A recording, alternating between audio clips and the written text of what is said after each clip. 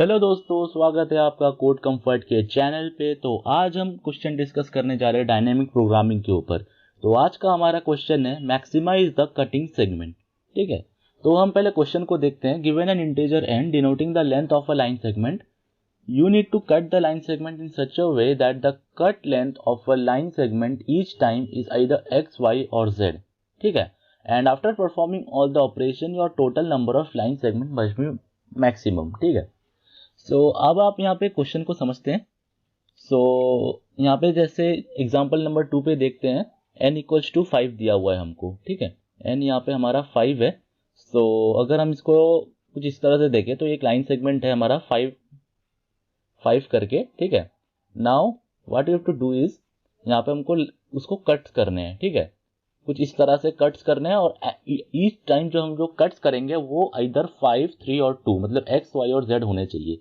और जैसे अभी हम लोग यहाँ पे तो रैंडम कट्स दिए हैं यहाँ पे, और यहाँ पे देख सकते हैं 1, 2, 3, 4, 5 हमने टुकड़े कर दिए, तो मैक्सिमम हमारा 5 होगा। बट ये तब होता अगर हमारा x या y या z कुछ हमारा ये 1 के इक्वल होता, लेकिन हमको क्या दिया हुआ है 5, 3 एंड 2, तो हमको इस हिसाब से ही कट करना है।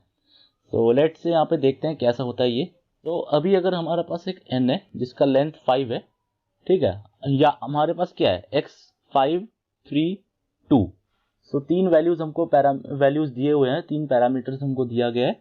अब या तो हम क्या कर सकते हैं, 5 दिया हुआ है मतलब पूरा 5 से ही काटो, मतलब 5 से अगर काट दिए तो कुछ बचेगा नहीं, मतलब एक पीस ही बचेगा। एक पॉसिबल कटिंग क्या हो सकती है 1। दूसरा हमको क्या दिया हुआ है, एक दिया है 3 और 2। ठीक है, तो अगर मैं 3 लेके काटता हूँ तो 3 3 करके काटूं, तो अभी मैं यहाँ पे मान लो यहाँ पे 3 करके काट दिया, मेरे पास बच रहा है 2। लेकिन अब मैं इसको नहीं काट सकता फर्दर 3 से।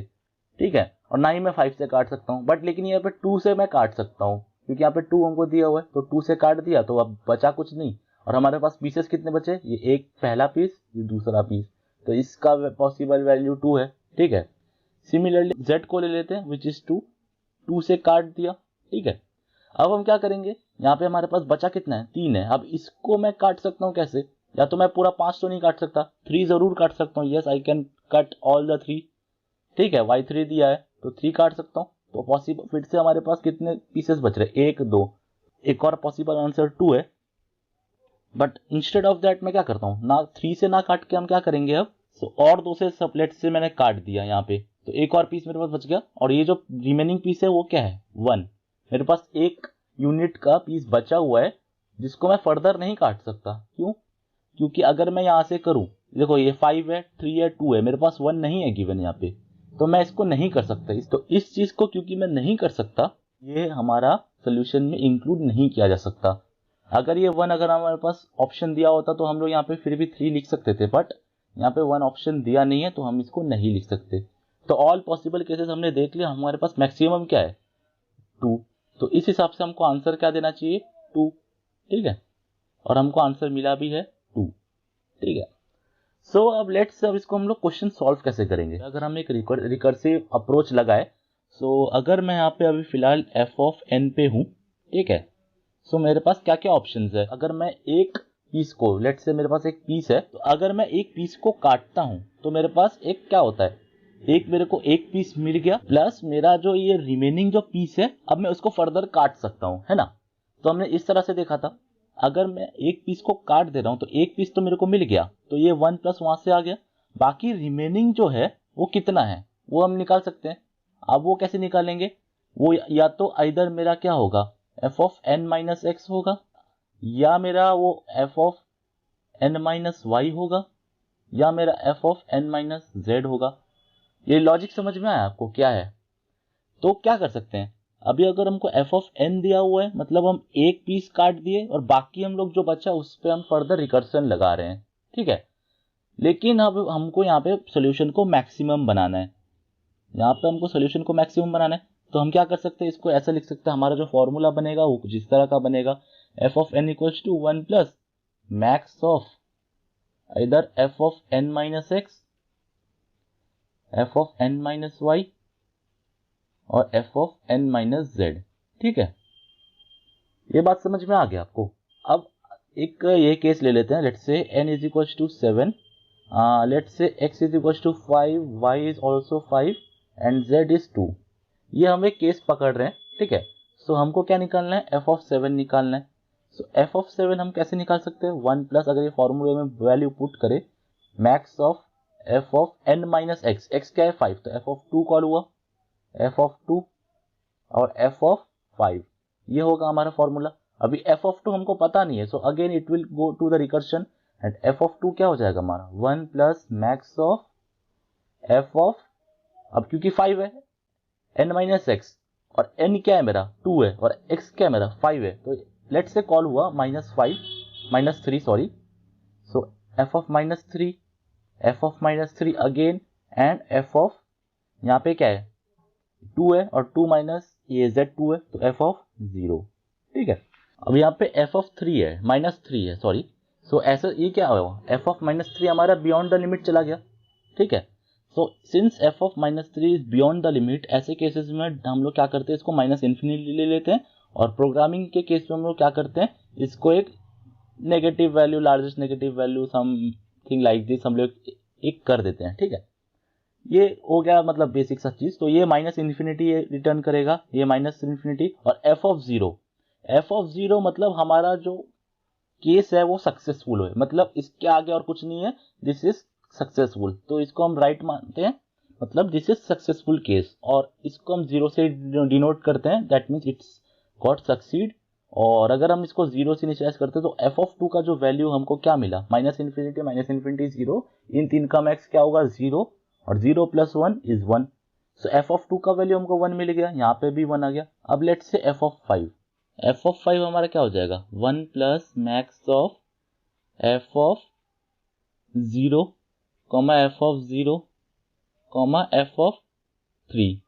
सो अब हमको पता है f ऑफ 0 क्या है, सक्सेसफुल कंडीशन, तो ये 0 0, f ऑफ 3 क्या रिटर्न करेगा हमारा, देखते हैं, 1 plus max of f of, ये चला जाएगा बियॉन्ड द लिमिट, क्यों, -2 हो गया, -2 हो गया, एंड f ऑफ 1 हो गया ये, ठीक है। सो ये -इन्फिनिटी, ये -इन्फिनिटी, अब f ऑफ 1 हम निकाल लेते हैं यहाँ पे, f ऑफ 1 क्या रिटर्न करेगा, 1 प्लस मैक्स ऑफ, ये हो जाएगा -4, अगेन -4 एंड अगेन -1, ठीक है। ये तीनों बियॉन्ड द लिमिट है, तीनों -इन्फिनिटी है, so it will return -infinity. f of 1 is also -infinity, since हमारा ये तीनों ही -इन्फिनिटी हो रहा है, तो हमारा f of 3 भी क्या हो गया, -इन्फिनिटी। सो मतलब इस केस में हमारे को कुछ नहीं वैल्यू मिलने वाला है। सो f of 3 जो है, हम लोग कहाँ पे चल रहे थे अभी, हाँ, f of 3 हमको क्या दिया, -इन्फिनिटी, है ना। और f of 5 क्या हो गया, 1 plus max of f of 0, f of 0 which is 0 0 -infinity, so the max will be 0 and 1 plus 0 is 1, so f of 5 भी हमको 1 दे रहा है, so this is also 1।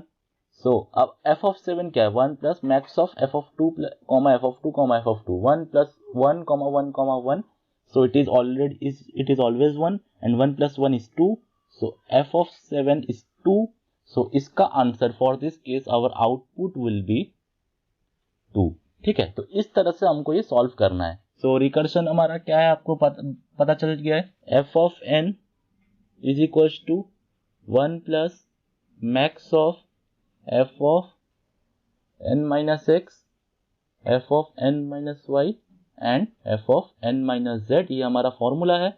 और where f of 0 is equals to 0 and successful condition, and rest if f of -1 से लेके -infinity तक all the values are -infinity. बात समझ में आ गया, और बस हमको यही चीज को इम्प्लीमेंट करना है, दैट्स इट, और हमारा क्वेश्चन हो जाएगा। तो चलिए अब हम इसका थोड़ा कोड को थोड़ा देख लेते हैं। सबसे पहले हम क्या करेंगे, एक डीपी बना लेंगे जिसमें हमारा सब कुछ स्टोर रहेगा, वैल्यू जो रिकर्शन से हमारा वैल्यू आता रहेगा वो स्टोर हम लोग कर लेंगे, और सबको हम लोग इनिशियलाइज कर देते हैं विथ -1। और वो केस क्या होगा, -1 मतलब वो डीपी गया नहीं है अभी तक, मतलब डीपी वो सर्च में आया नहीं है, so let's initialize it with -1, ठीक है। Function of 0 is a successful condition and for that we will returning 0, so हम लोग पहले इसको डिफाइन कर देते हैं, which is dp of 0 is equal to 0, ठीक है। एंड नाउ हमको क्या करना है, डीपी ऑफ एन ढूंढना है हमको, और वो हमने डिस्कस कर लिया था, वो क्या है 1 प्लस मैक्स ऑफ क्या है फंक्शन ऑफ क्या है हमारा n minus x comma function of n minus y comma function of, sorry यहाँ पे मैंने x माइनस वाई कर दिया, it should be n minus y और n माइनस जेड। ठीक है, ये हमको मिलेगा और हम लोग सिंपली रिटर्न कर सकते हैं dp ऑफ n। ठीक है, लेकिन अभी हमको थोड़ा और काम करना है, अभी इतने में खत्म हुआ नहीं है हमारा। सबसे पहले हमको क्या है, ये फंक्शन को थोड़ा डिफाइन करना पड़ेगा। ठीक है, तो उसको भी डिफाइन कर लेते हैं। So int function, so let's say int n minus x को हम क्या ले लेते हैं, n ही ले लेते हैं। यहाँ पे जो भी वैल्यू पास होगा n ले लेते हैं। हम लोग को सिर्फ ये पास करने से नहीं होगा, हमको साथ में ये dp भी पास करना है सब में। तो लेट्स से हम इस dp को भी एक बार पास कर देते हैं, और हमको ये 3 वैल्यूज भी पास करनी है x y z। ठीक है, ये 3 वैल्यूज भी हम लोग को पास करना है, तो लेट्स से पास कर देते हैं। यहाँ पे हम उसका थोड़ा डिफाइन कर देते हैं। तो यहाँ पे एक dp जाएगा, x y और z जाएगा। ठीक है, ये फंक्शन हमारे पास आ गया है। अब हम क्या चेक करेंगे, सबसे पहले हम लोग ये चेक करेंगे कि वेदर हमारा जो n है वो स्मॉलर देन 0 है कि नहीं है, and if yes we will return minus infinity, और माइनस इन्फिनिटी मतलब कुछ भी एक बड़ा वैल्यू रिटर्न कर दो। ठीक है, ये हमारा काम हो गया। फिर हमको क्या देखना है, अगर हमारा successful condition if n is equal to 0 simply return 0। ठीक है, वैसे हमने यहाँ पे dp ऑफ 0 0 कर दिया, बट स्टिल यहाँ पे हम लोग कर दे रहे हैं। नहीं भी करेगा तो चलेगा, बट इसको मैं हटा देता हूँ।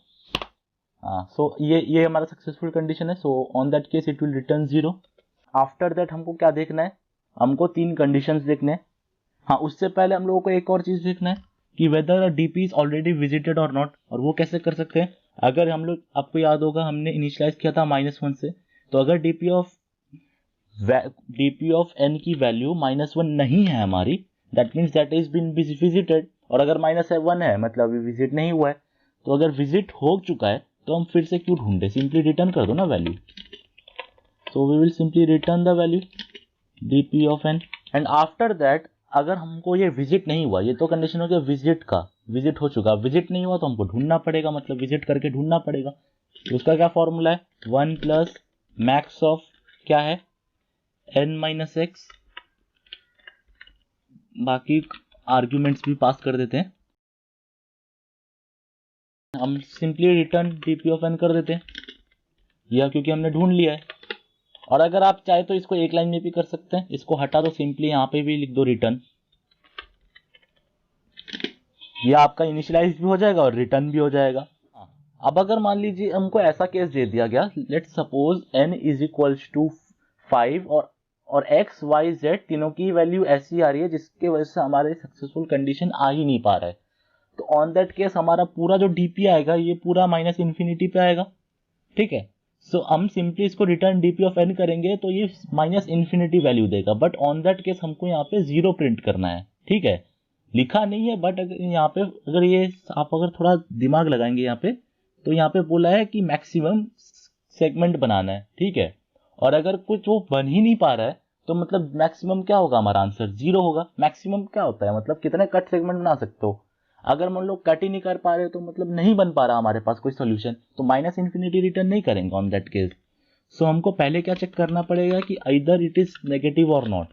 So if dp of n is smaller than 0, अगर स्मॉलर देन 0 है तो हम सिंपली रिटर्न 0 कर देंगे, और नहीं हुआ तो हम dp ऑफ n रिटर्न कर देंगे। ठीक है, और हमको एक चीज बनाना पड़ेगा। यहाँ पे एक मैक्स फंक्शन हमने बनाया जहाँ पे 3 आर्ग्यूमेंट। बाय डिफॉल्ट C++ में हमारा 2 आर्ग्यूमेंट्स वाला रहता है। अगर आप 2 आर्ग्यूमेंट्स का अगर सिंपली पास कर दो तो कोई दिक्कत नहीं होती है, वो बाय डिफॉल्ट रहता है। बट यहाँ पे हम लोग क्या है, 3 आर्ग्यूमेंट्स दे रहे हैं, देखिए 1 2 3। तो ऑन दैट केस हमको इसका मैक्स फंक्शन भी बनाना पड़ेगा। Int let's say a is equals to x is greater than y, ternary operator से चेक करते हैं, अगर x ज्यादा है तो x, नहीं तो y। और सिंपली फिर हम क्या रिटर्न करेंगे, a और z में से कौन बड़ा है। तो if a is greater then z, if yes then return a, else return Z, ये हमने मैक्स फंक्शन भी बना लिया। सो ना हम इसको कंपाइल करके देखते हैं। For the current test case for input n is equals to 4, x is equals to 2, y is equals to 1, z equals to 1, output 4 आना चाहिए और 4 तो आ रहा है। अब इसको एक बार सबमिट मार के देखते हैं कि सब टेस्ट केस सही है कि कुछ गड़बड़ हो गया है, देख लेते हैं। आप देख सकते हैं यहाँ पे हमारा आंसर करेक्ट आ चुका है। इसका मतलब हमारा जो लॉजिक है एकदम सही है और कोड पूरा फाइन तरह से वर्क कर रहा है। ठीक है, thank you for watching this video.